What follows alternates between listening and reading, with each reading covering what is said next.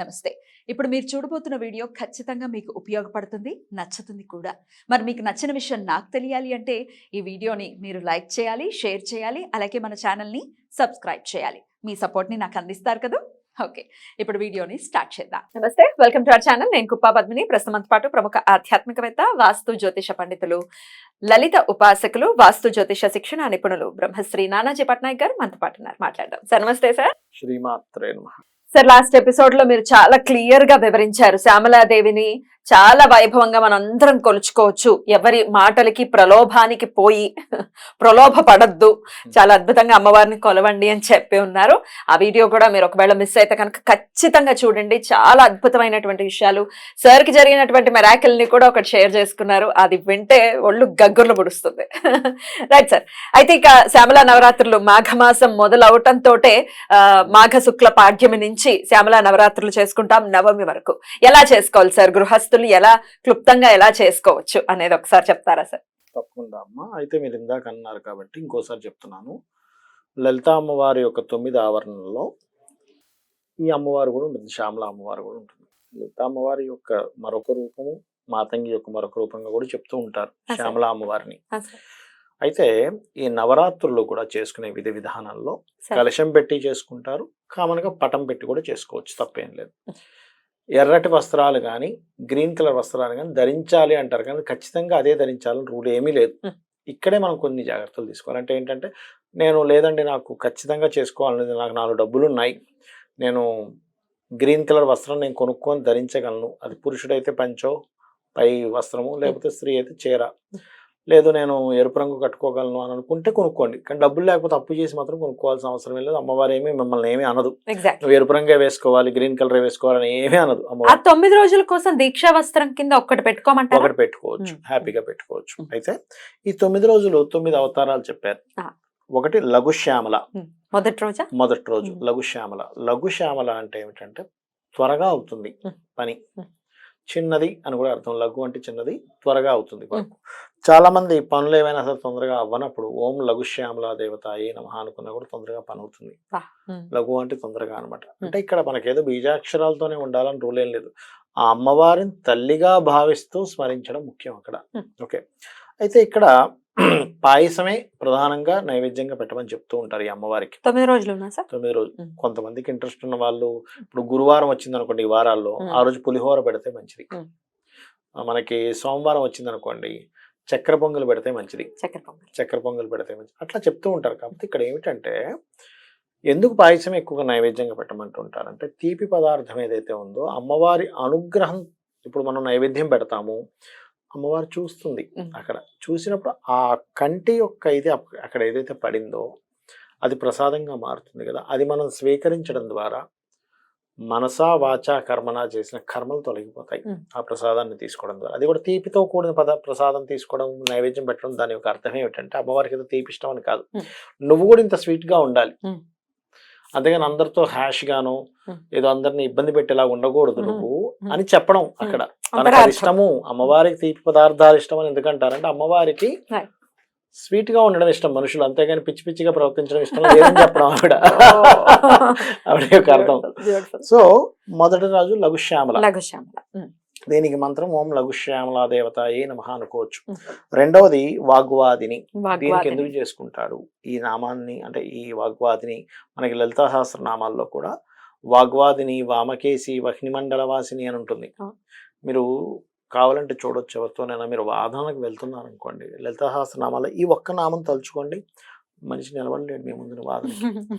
ఓం వాగ్వాదిని వామకేసి వహ్నిమండల వాసిని, అసలు అద్భుతంగా ఉంటుంది.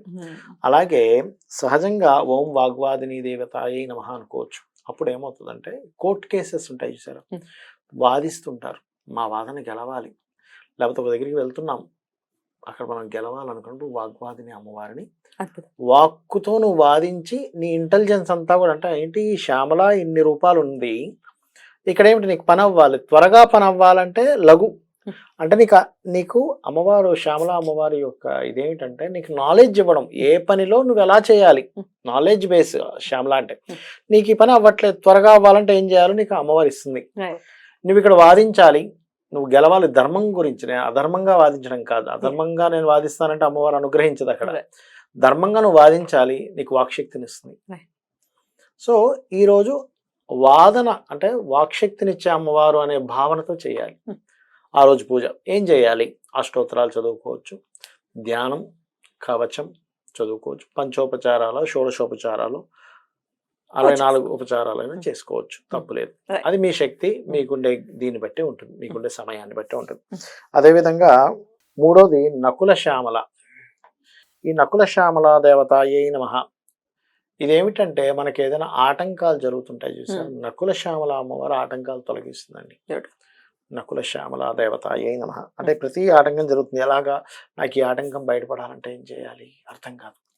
అదేవిధంగా హసంతి శ్యామల, నెక్స్ట్ డే హసంతి శ్యామల అమ్మవారు దేనికి ఇదవుతుంది అంటే, చూడండి ఒక వ్యక్తికి బాధగా ఉంటుంది ఎన్ని చేసినా కూడా, ఆ వ్యక్తికి ఎందుకో నేను నవ్వలేకపోతున్నాండి అంటూ ఉంటాడు. ఎప్పుడు ఏదో దిగులుగా ఉంటుంది చూసి. హసంతి శ్యామల అమ్మవారిని కనుక ఓం హసంతి శ్యామల దేవతాయై నమః, ఆ శ్యామల అమ్మవారి యొక్క నామం హసంతి శ్యామల దేవతాయై నమః ఓం నమః కలుపుకొని కనుక చేసుకుంటే ఆనందం అలా వస్తుందట. అంటే అప్పటి వరకు ఆ వ్యక్తి నాలెడ్జ్లో నేను దేన్ని పట్టించుకోవాలి, దేన్ని పట్టించుకోకూడదని తెలియని ఇది స్థితి. దీన్ని నేను ఎందుకు పట్టించుకోవాలి, దీన్ని నేను పట్టించుకోవాలి కదా. చక్కటి బిడ్డల్ని ఇచ్చింది అమ్మవారు, ఆ బిడ్డల్ని చూసి నేను పొంగిపోవాలి. ఏదో చిన్న విషయం జరిగింది, నేను దాని గురించి ఎందుకు బాధపడుతూ ఉండాలి. ఈ వేరియేషన్ తెలుస్తుంది హసంతి శ్యామల చేసుకుంటే. దాని తర్వాత సర్వసిద్ధి మాతంగి 5వ రోజు చేస్తారు. ఇది 5వ రోజు వచ్చేటువంటి సర్వసిద్ధి మాతంగి. ఈ సర్వసిద్ధి మాతంగి అంటే ఏమిటంటే, మాతంగి అమ్మవారికి ఉన్న గొప్ప లక్షణం ఏంటంటే ధనాకర్షణ, జనాకర్షణ అంటారు. ఈ సర్వసిద్ధి మాతంగిని కనుక 5వ రోజు పూజిస్తే శ్యామల రూపాల్లో ఒక రూపంగా ధన జన ఆకర్షణ వస్తుందట. అంటే ఎలా వస్తుందండి అంటే, ఇక్కడ చూడండి, మీరు ఏమి మాట్లాడితే మిమ్మల్ని ఆకర్షిస్తారు ఆ మాటలే అమ్మవారు వాక్కులుగా వచ్చేలా చేస్తుంది. మీరు ఏ పని చేస్తే రూపాయి కలిసి వస్తుందో ఆ పనే మీరు చేస్తారు. కలిసి రానటువంటి వాటి జోలికి వెళ్ళాలి. చాలామంది చూడండి లైఫ్లో, నేను పలానా వ్యాపారం చేశానండి నష్టపోయాను, పలానా సినిమా తీసాను నష్టపోయాను, పలానా షేర్లో పెట్టాను నష్టపోయాను, నేను పలానా చేపల చెరువులు చేశాను నష్టపోయాను అంటూ ఉంటారు. అది నష్టపోయే వైపు వెళ్ళనివ్వదు అమ్మవారు. అర్థమైందా మీకు? అది అదేవిధంగా సర్వసిద్ధి మాతంగి అంటే అన్ని సిద్ధిస్తుంది. వాస్య మాతంగి అంటే ఏమిటి అంటే, చూడండి ఇది ఎప్పుడు చేసుకుంటారంటే, ఒక పని అవ్వాలి, వాళ్ళు వశ్యం అవ్వాలి మనకి. అంటే అలా ఒక గవర్నమెంట్ పని ఉంది, వెళ్తే మాటినట్లేదండి, ఏంటో అర్థం కావట్లేదు. కొంతమంది వెళ్ళంగానే పని అయిపోతుంది. అక్కడికి మీకు వెళ్ళి వశ్యం ఎవరెవరికి, భార్య భర్త ఒకరికొకరు వశ్యం అవ్వాలి. అంతే కదా. లేదా పిల్లలకి తల్లిదండ్రులకి పిల్లలు, లేదా ఒక పని అవ్వాలి, ఒక మంచి జరగడానికి. అధర్మమైన సంబంధించిన అసలు ఇవన్నీ అధర్మానికి అసలు సంబంధం లేదు, ధర్మ సంబంధమైన వాటి వశ్యం అవ్వడానికి ఈ మాతంగిని ఓం వశ్య మాతంగి దేవతాయై నమః. దీని ప్రతిదానికి ఓము నమః కలుపుకొని చేసుకుంటే వశ్యం అవుతారట అవతల వాళ్ళు. ఓకే. అలాగే సారికా శ్యామల పేరెంత బాగుంది సార్. ఈ సారికా శ్యామల గనక ఎవరైనా చేస్తే, ఇది 7వది. ఎవరికైనా చూడండి వివాహ సంబంధించిన విషయాలు ముందుకు కదలట్లేదు అనుకోండి, సారికా శ్యామల చేసుకుంటే కూడా ముందుకు కదులుతుంది. అయితే శ్యామల అమ్మవారు ఎలా అంటే మీకు అనిపించవచ్చు, ఏమండి వివాహ సంబంధించింది ఎలా చేస్తుంది, చదువుల తల్లి కదా ఆవిడ అనే డౌట్ వచ్చేస్తుంది. కానీ ఇక్కడ చదువు అని కాదు, నాలెడ్జ్, రూట్, అక్కడ ఆ దాన్ని ఎలాగా. ఇప్పుడు చూడండి, మొన్నటిదాకా ఒకరు ఏమండి ఏమిటో ఈ పని ఎలా చేయించాలి అర్థం కావట్లేదు ఎందుకమ్మా అంత టెన్షన్ పడుతున్నారు, జస్ట్ డైల్ ట్రై చేయండి అన్న. జస్ట్ డైల్ ట్రై చేయాలి, అదేంటి అన్నది ఆవిడ. జస్ట్ డైల్లో కడితే 10 మంది వస్తారు ఆ పని చేసే వాళ్ళు, వాళ్ళే మీకు ఫోన్లు చేస్తారంటే అలాంటిది ఒకటి ఉందా అని తెలియదు. డైల్ చేస్తే వెంటనే టక్కన 10 మంది వచ్చారు. ఇలాంటి బోల్డ్ ఉన్న యాప్స్ మీకు తెలియాలి ఫస్ట్. మీరు ఊరికే ఇంట్లో కూర్చొని పని అవ్వట్లేదు ఎట్లా ఎలా అని. ఇప్పుడు ఇది కూడా ఏంటి, ఎవరిని సంప్రదిస్తే తొందరగా వివాహం అవుతుంది అనే ఒక రూట్ని చూపిస్తుంది సారికా శ్యామల. దాని తర్వాత కనుక చూసుకుంటే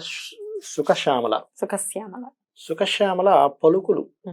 పిల్లలకి ఒక్కోసారి మాటలు రావు చూసారా, ఆటిజం రిలేటెడ్ ఇట్లాంటి మాటలు రానప్పుడు, వాళ్ళు సరిగ్గా మాట్లాడలేదు అన్నప్పుడు అదేవిధంగా సంపద సంబంధించిన లోటు వస్తే కూడా సుఖశ్యామల, వాక్కులే సంపదలు. అంతే కదా. సుఖశ్యామల దేవతాయ నమః అని చేసుకోవాలి. దాని తర్వాత రాజమాతంగి శ్యామల, లాస్ట్ డేనా సార్? Last day. రాజ్యం, ఎవరికైనా అధికారం కావాలి, రాజమాతంగి చేసుకోవచ్చు. అయితే వీటి దేనికైనా సరే మీరు ఏది పెట్టినా అమ్మవారు స్వీకరిస్తుంది, గుర్తుపెట్టుకోండి. నైవేద్యాలు ఇవే పెట్టాలి, అవే పెట్టాలి, ఇవి పెడితేనే అమ్మవారు అనుగ్రహిస్తుందంటే అది అజ్ఞానం. నేను ఏదైనా పెడతాను కానీ నేను అమ్మ పిల్లవాడి కోసం తల్లి ఎలా పెడుతుంది అలా పెడుతున్నాను అనుకుంటే అమ్మవారు అసలు మీరు ఏదైతే ఇస్తారో అసలు ఎంతో ప్రేమగా తీసుకుంటుందట. Beautiful sir. ప్రేమగా భక్తిగా పెట్టడం ముఖ్యం.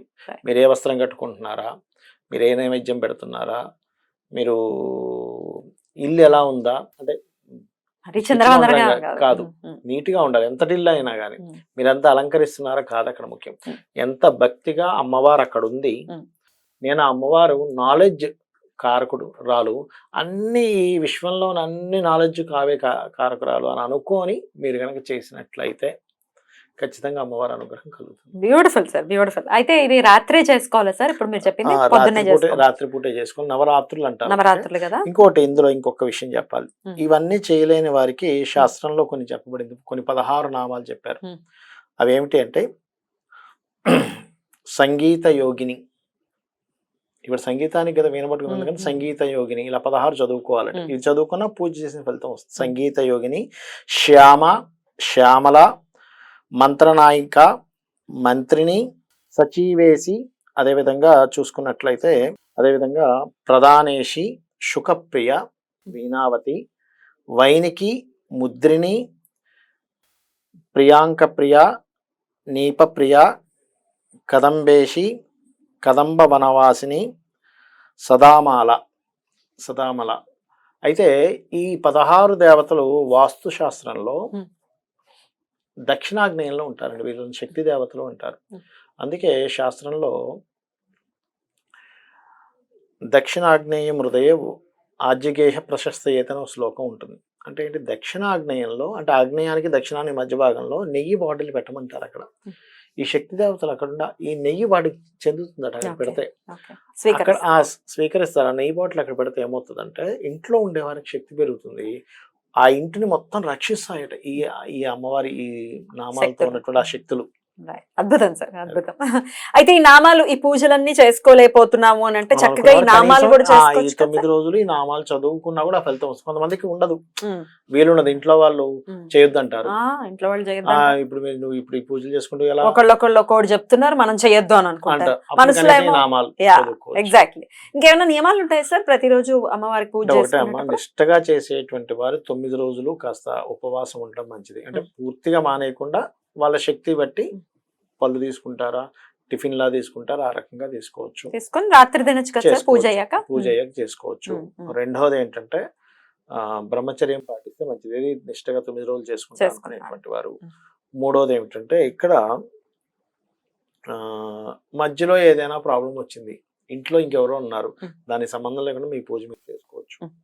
ముట్టుకోకుండా ఉంటే గనక చేసుకోవచ్చు. ఇందులో అన్ని రోజులు చేసుకోలేనప్పుడు సప్తమి, అష్టమి, నవమి చేసుకోవచ్చు. ఆఖరి 3 రోజులైనా చేసుకోవచ్చు. సూతకంలో ఉన్న వాళ్ళు చేసుకోవచ్చు సార్? 11 రోజులు అయిపోతే చేసుకోవచ్చు కదా, దానికి సంబంధం ఏం లేదు. అయ్యో హ్యాపీగా చేసుకోవచ్చు, కర్మ చేసినప్పటికీ చేసుకోవచ్చు, తప్పేం లేదు. ఇంట్లో వాళ్ళు చేసుకోవచ్చు అద్భుతంగా. 11 రోజులేనమ్మా, 11 రోజులే. 12వ రోజు నుంచి ఎందుకంటే నేను మా నాన్నగారికి, మా అమ్మగారికి, మా అత్తగారికి, మా మామయ్య గారికి నేనే చేశాను. సందేహం లేదు, మనం ముందుకు వెళ్ళటానికి నాలెడ్జే మనల్ని ముందుకు నడిపిస్తుంది. నాలెడ్జే కదా, డెఫినెట్లీ. జ్ఞానం, అది ఏ జ్ఞానం అయినా, చదువు ఒక్కటే కాదు. Right sir, thank you so very much sir. నమస్తే. శ్రీమాత్రే నమః.